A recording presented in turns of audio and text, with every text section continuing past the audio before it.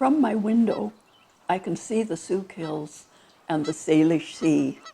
I was born here, but spent most of my adult life elsewhere. And now I've returned to live by the changeable tides of the Gorge Waterway on the traditional territories of the Songees and Esquimalt peoples, whom I respectfully acknowledge. As the years accumulate, I think back to the different landscapes, Caribbean, prairie. Each seemed a permanent home to me at the time, but they're lives that exist now only in my memory, now my ability to breathe the salty air of the coast and the bright moments as I live them. Not the thing held in memory, but this, the time I said, never coming back, shook the dust from my shoes. The thing held in memory fades, diffuse, though I'd said forever to the tropics' wet heat, opaque veils of rain sweeping the cane fields, kites allegro on the savannah, heavy in Easter winds, and sunsets flash green on the horizon's long blue. But northern winds then, their endless howl claimed me. Eagles wheeling on the thermals, coyotes' ululations threading the stars, and canyons wind-carved down to the river where I thought no other world. Already a dissolving vision, thisness of memory, blurred by today's mist, the inlet, tides tugged up from the sea, hum of bridges, shipyards clang, warp of mutable waters, and their bright shuttle of kayaks, scarlet, yellow. Tapestry of snowberries, fly paths of herons, emblematic. Geese honking, time's up, time's up.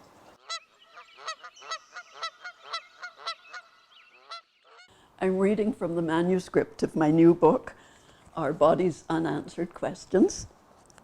Much of my 36 years in Barbados was spent as an educator and museum curator, so I'm interested in provenance, a museum term for the scrutiny of an artifact's source, origin, history, and cultural resonance. It seems to me that poetry seeks provenance with human experience in a similar way as I examine an old teapot from my family. Provenance of the teapot. Silver plate, annealed in the factory's steam-powered roar, planished on anvils, the assayer's hallmark stamped on tankards and candlesticks, egg cruets, and salvers. Silver, a noble metal, yet the teapot's elegant curves evoke a wretchedness of a Dickensian urchin's dark satanic mills. Homesteader grandparents. Despite Chinook skies, freezing nights, the child in her arms coughing his life away. Burying grief, they packed boots, mirrors, teapot, and left his small body in the Cayley churchyard, fled to the western rim of the world. In the oval wooden frame, my 5-year-old mother, with ringlets, pin-tucked frock, button boots, remembers dolly teas under the lilacs with Granny's silver teapot. Granddad a manual laborer, but if asked, the children were to say, "He works for the city." Firelight in the calm room.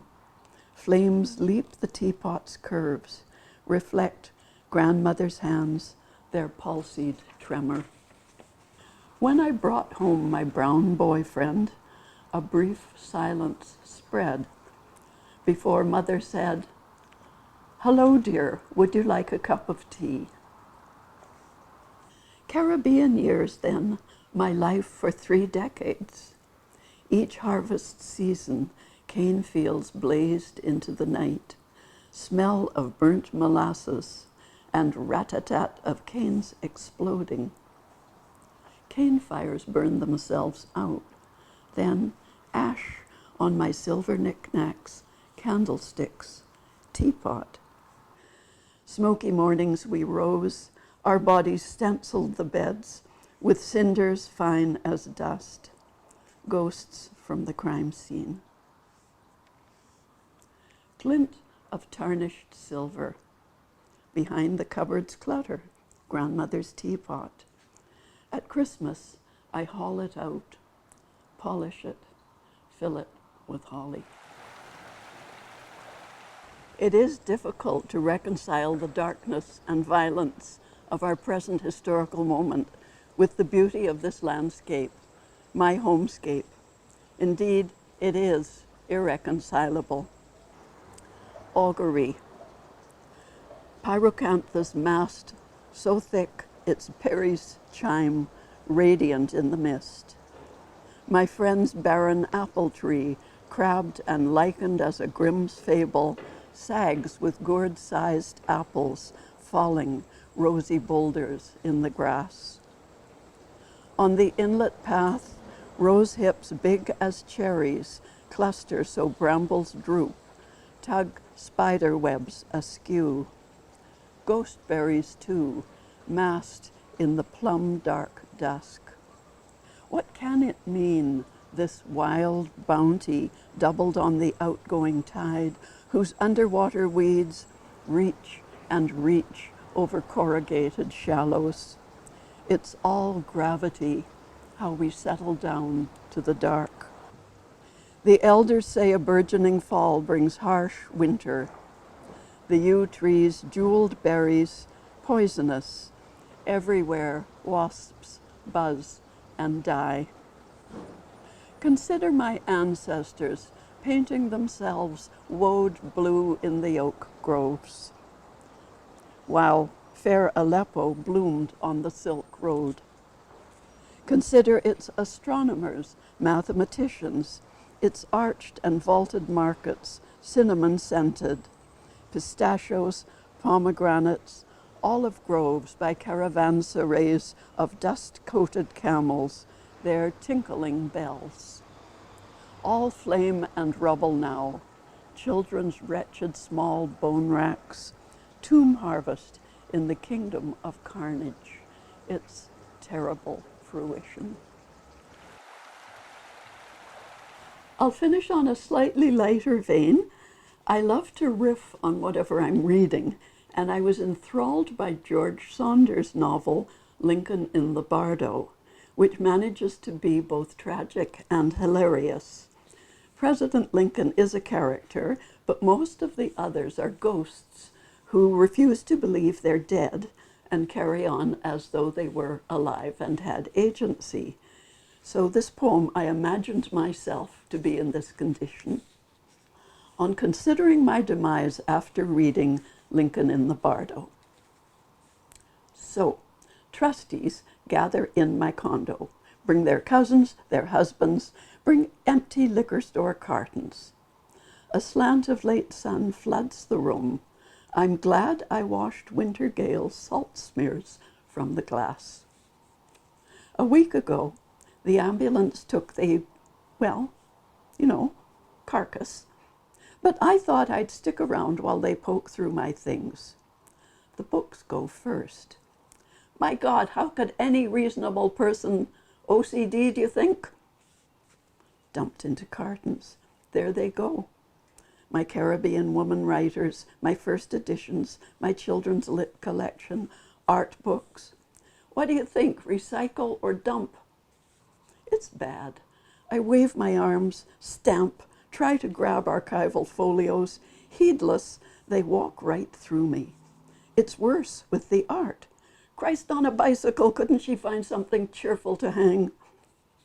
Heaped with old papers and calendars, my David Blackwood, my Susan Point, the Don Jarvis I bought instead of a washing machine.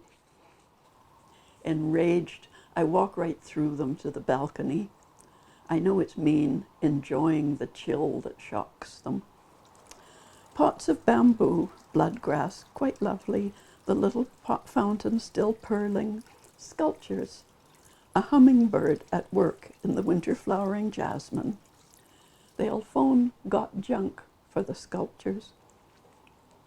Inside, the husbands discover my wine supply, stash it in curry bags. No respect for the, well, absent, so to speak.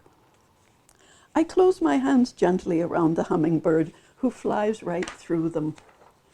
As they get into the accounts, I think, good thing I shredded the last 10 years of my journals.